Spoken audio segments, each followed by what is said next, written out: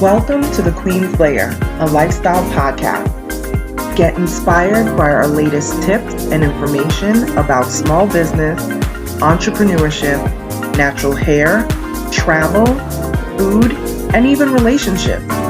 Stay tuned for another great episode. I am your host, Renee Patrice.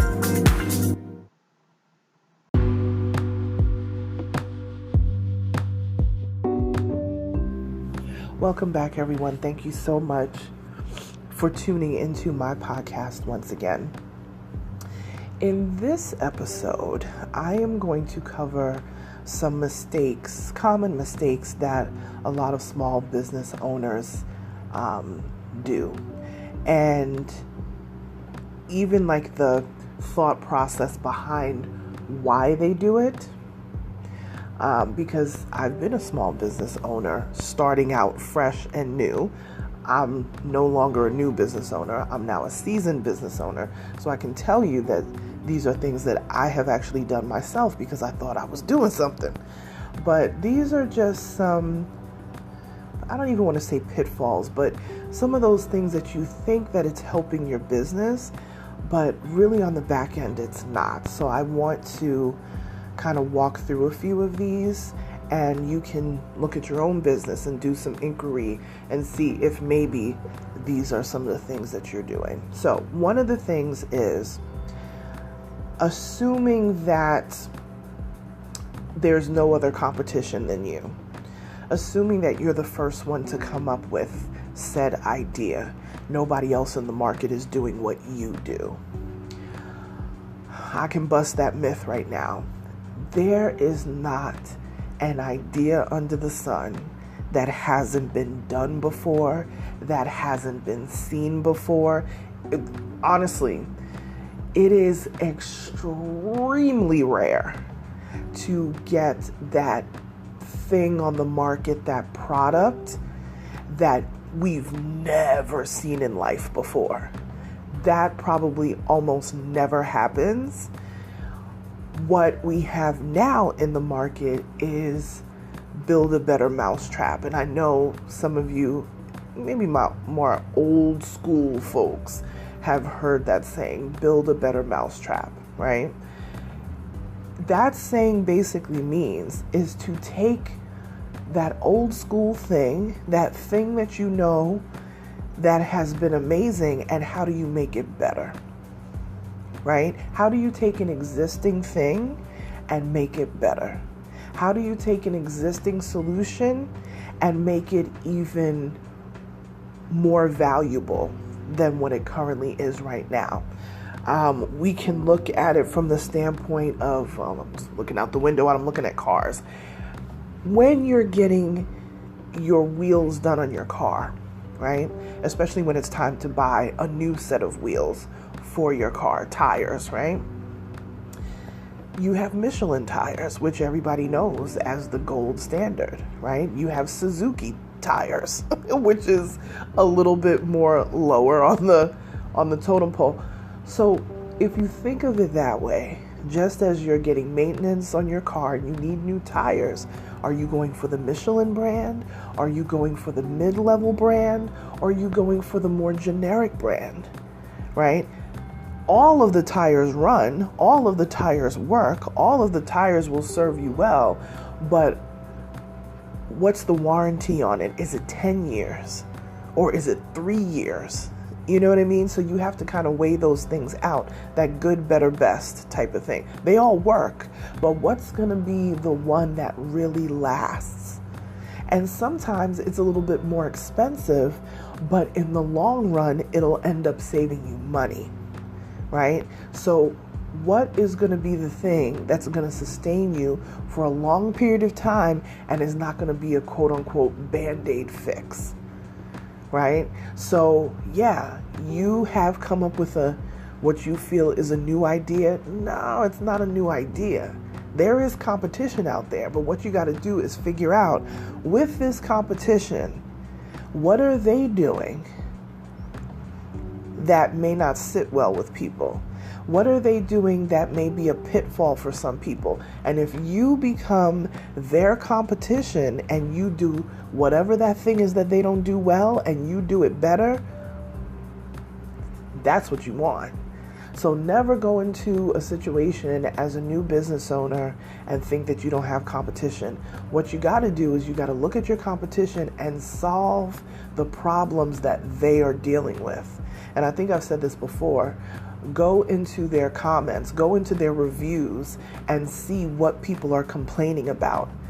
So take those people's complaints and fix that within your business. Say, hey, we have these same services over here, but here is how we differentiate ourselves from the competition. And you don't have to name your competition. This is not Coke and Pepsi, back in the day where they used to actually, name their competition in the commercials. This is not about that.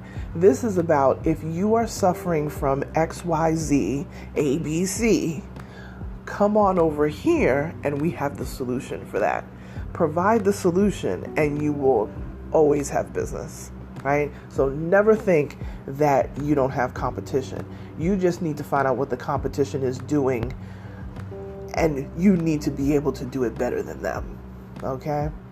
Another thing is your financials are looking a little askew, okay? This is a major one. And you are starting a business. If you think it's going to take you $20,000 to start that business, double that or even triple that. Borrow more money if you're going, borrow more than you need. If you're going to loans and all that kind of stuff, make sure that you borrow more than you need.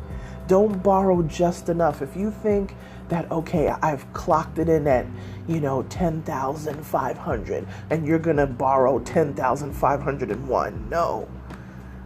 Borrow more than you need because there are so many, oh my God, I can't even tell you, unforeseen things that come with business that you just will never understand. And I know it goes against the grain of loans and only borrow what you need. When it comes to business, you have to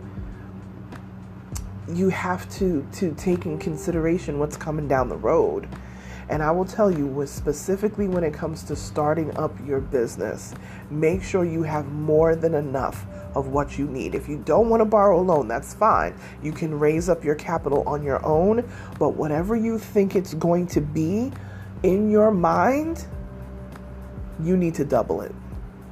Because I promise you, there will be expenses that come out of nowhere. Well, you'll feel like it's coming out of nowhere, but it's really not. It's just, I don't even know how to explain it. There's more than meets the eye when it comes to business, and you have to keep track of every single thing. I don't care how small you think it is. I don't care if it's only $5 for tape and glue. You got to add all that stuff up because that is what is going to hit your bottom line. Those little prices, those little purchases, all that stuff, that starts to add up over time. Just like how people go to Starbucks every day. Oh, I'm only spending $5. Yeah, but you're spending $5 in the morning. You're getting another hit in the afternoon because I got to go, stroll up to Starbucks in the afternoon to get it. By that time, you spent $10, $11 already. Times that by 5 or 6 days a week at work. Now we're starting to really add up. Times that by however many days a week that you work, I would say 5 to 6 days a week, right? Then you times that by a month, then by a year, and you see where your money really where it's going, right? So pay attention to that. Okay, another thing that I see with small business owners is they think that they're going to get rich off the bat. They have this phenomenal idea that is going to make them buku dollars and they going to get paid. Listen, there is no get rich quick type thing going on. And let me tell you, even if you get down with one of those things that happens to make a whole lot of money up front, the chances of that staying that way forever is very unlikely. Even if you have like a one-hit wonder 99-cent product, whatever, you'll make your money from it, but then there'll be a plateau. There'll be a dip in sales. Anything new and poppin' is amazing. But then there's a dip, and then people say, oh my goodness, I'm not getting, the thousands of dollars of sales, every week. Yeah, because everything has a plateau. Everything has a way of going down. Right? It doesn't sustain that way. That's why you have to come out with a new product and a new improved version and, all that sort of stuff, because there is no way to stay at the same level all the time. I don't even care if you're a big brand. You could be McDonald's. If McDonald's had the same menu from 1952, they wouldn't be where they are today. McDonald's is constantly coming up with new stuff. Why? Because they have to keep it fresh and new. And, keeping themselves out there with the competition. And when they change something on their menu, you better believe, peek on over to Burger King. Burger King gonna have something new too. Because that's just how the market is. It gets boring after a while, so you have to come up with new things. There's no way that you could have the same exact menu for 50 years. You gotta have something new on the menu, or a special at a certain time of the year. Starbucks with their, their fall pumpkin lattes and, all that kind of stuff that they do. They do that to have specials, to bring interest to the brand every so often. Their whole big thing, the pumpkin spice lattes. People, they're waiting around for September to hit so they can, because it's things that's not on the menu all throughout the year. You know what I mean? So pay attention to that stuff. Don't try to think that, I'm going to do this thing and I'm going to get rich quick. You may in the beginning, but there's going to be a time where things are going to level out, and you have to be ready for that level out time. So if you do hit the jackpot and you have that great product that made you all that money, remember to sock money away so that when the lean times come, because I'm telling you, the lean times are going to come, where you're like, what's going on? And that's where a lot of businesses shutter their doors, because they were not prepared for the lean times. They were not prepared for the no sales. They were not prepared for that. So you have to, if you're a machine like McDonald's or Burger King or one of these large brands, you have to keep new things coming. If you're Nike does the same thing. They have a new sneaker dropping every so often. Something's going on. They have new brand ambassadors, in the works all the time, and they use different athletes and things like that, because they got to put new faces to the brand and in a roundabout way. It could be Serena, it could be, a tennis star, whatever. They have to put different people up there so that they can keep their brand well-rounded and keep people looking at what's going on. Even Nike, and Nike is like one of the big ones, and they still have to keep it new and fresh all the time, right? So yeah, make your money, get your quick dollars, right? But don't forget, it doesn't stay that way all the time. So while you're making your good money, make sure you put stuff away for that rainy day, when because businesses, they'll make great money, then they start to level out and plateau, where there may not be a whole lot of dollars coming in, and you need to be prepared for that. And I think that's where a lot of people get scared, and they're like, oh my gosh, I can't do it anymore, because they're so used to not having to do much work and money coming in. Now that's where the grind time comes in. That's where you separate who's in it for true business, or who's in it just for the glam option of being able to say, I'm an entrepreneur. Are you an entrepreneur, or are you a true business owner who works their brand?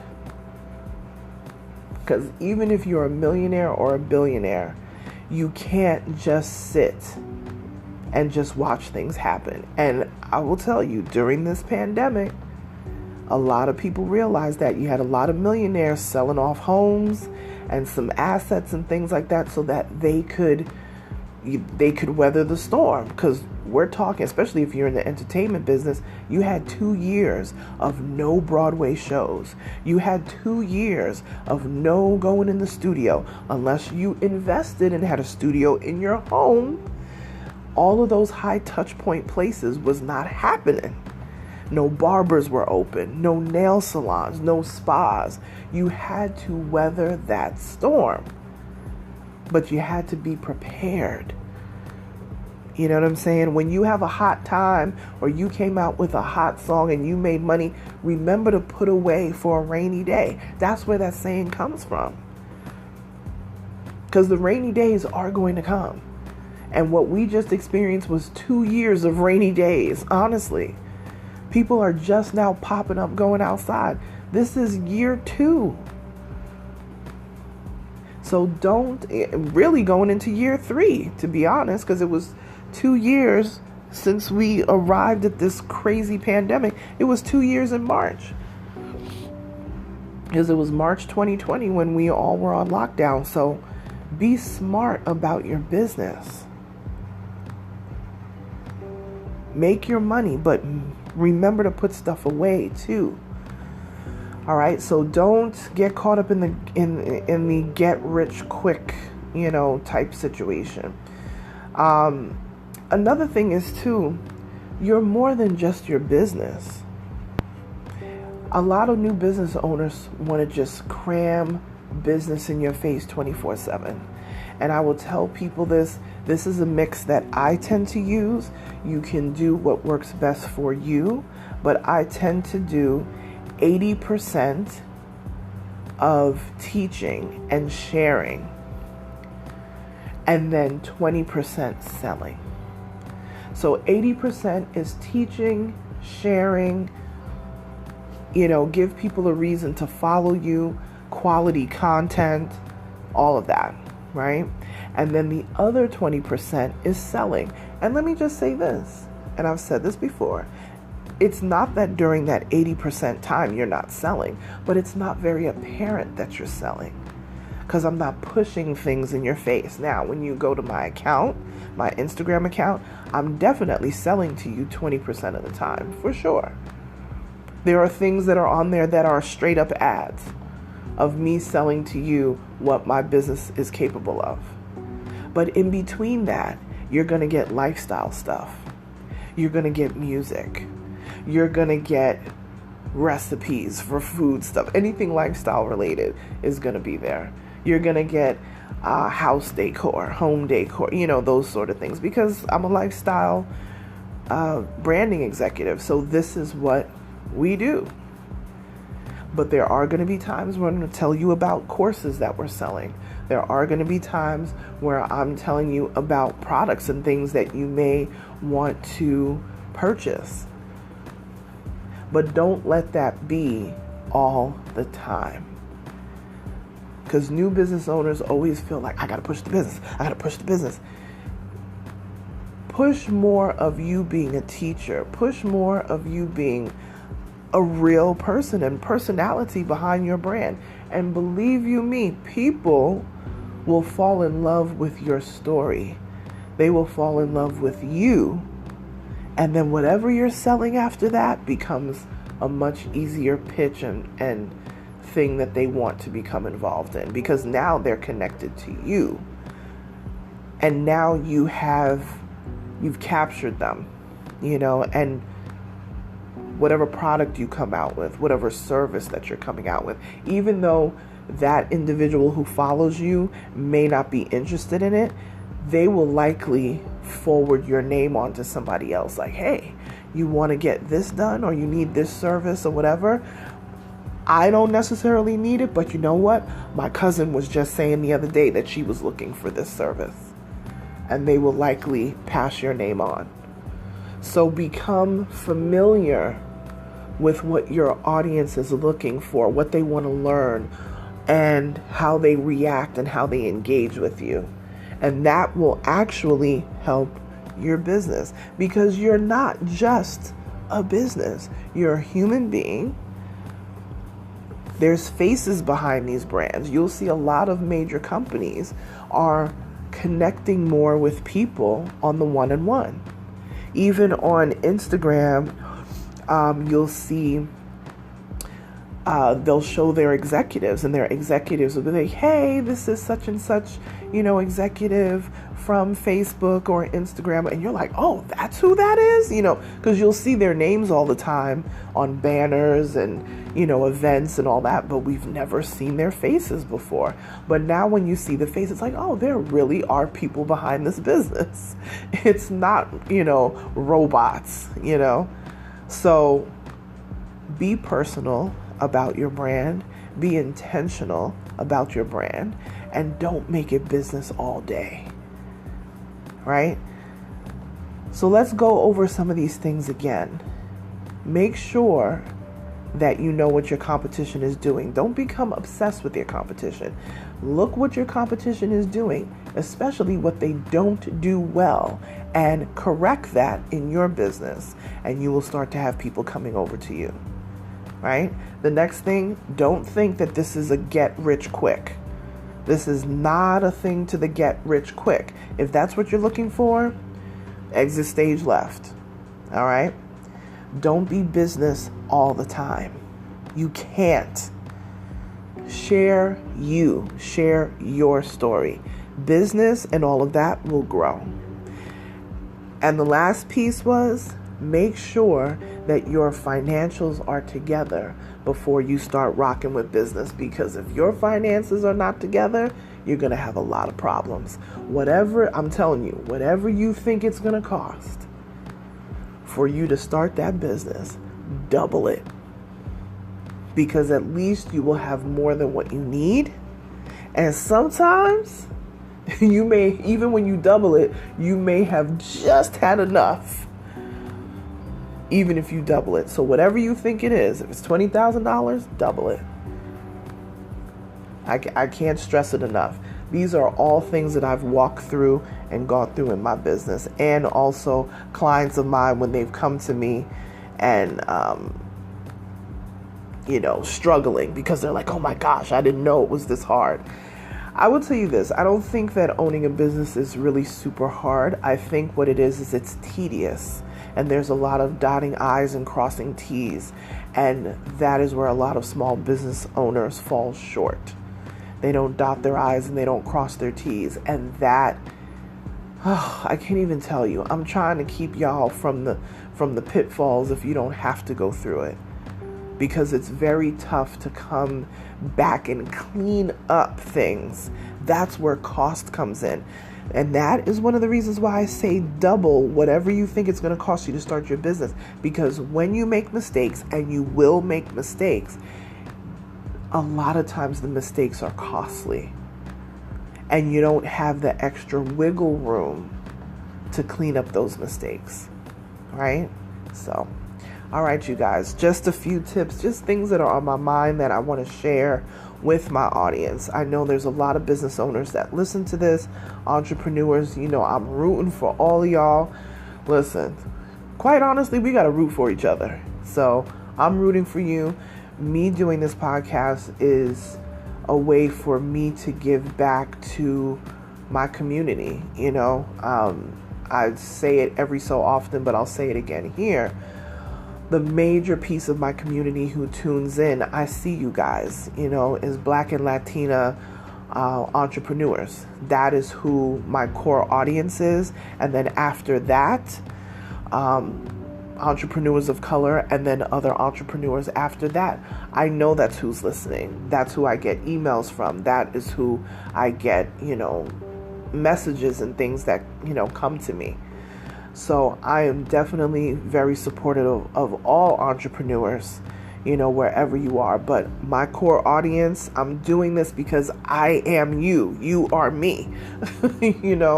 I've been down this road and I'm still learning, But pass this this podcast on to someone who you feel would benefit from it. Like, share, subscribe. I will shout you out in my Instagram stories to say thank you for listening. Let me know you're listening. At Onyx Queen Media is my handle on Instagram. And yeah, I'll talk to you guys tomorrow. Bye.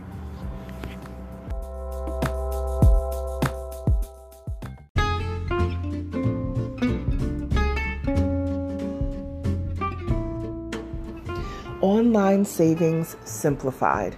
Don't search for coupon codes ever again.